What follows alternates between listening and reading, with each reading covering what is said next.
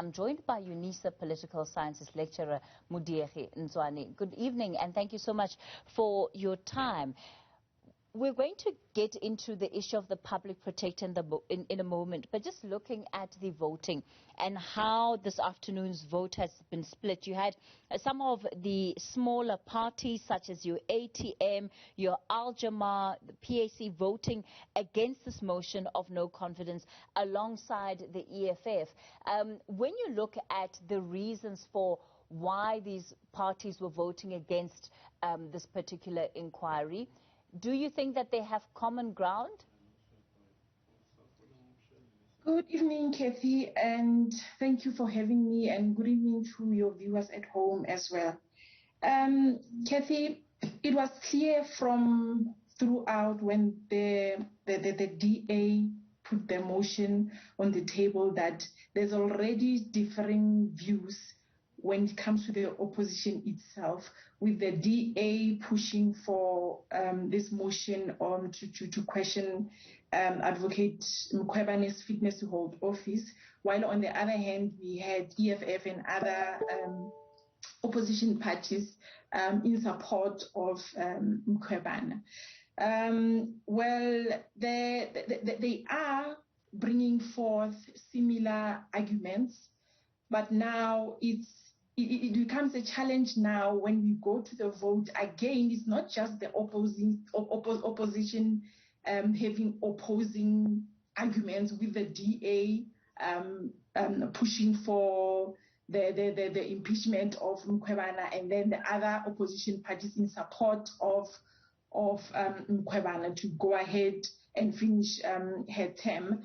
But again, it goes further to the ruling party, the ANC, where we saw earlier on the Honorable Ace Magashule making it clear that he prefers for ANC MPs not to support this motion.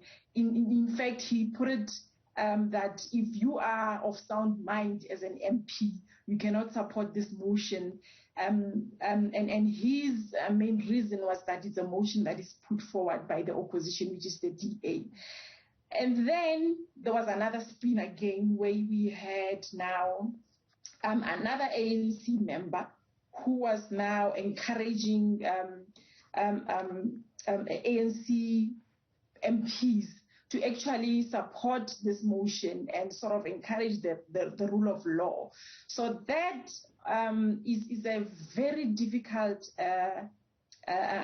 conundrum, Kathy, because now it highlights not only the cracks that are evident and expected on the side of opposition leaders, but now of the ANC. These cracks, we've seen them, they have been evident for quite some time, but now it is just out there in the public, where you'd find two leaders of the same party encouraging members to vote from sides of the spectrum. Sure. When we look at some of the reports coming out of Parliament just prior to the sitting, that Mkhwebane had actually called the ANC caucus and held an urgent meeting with them.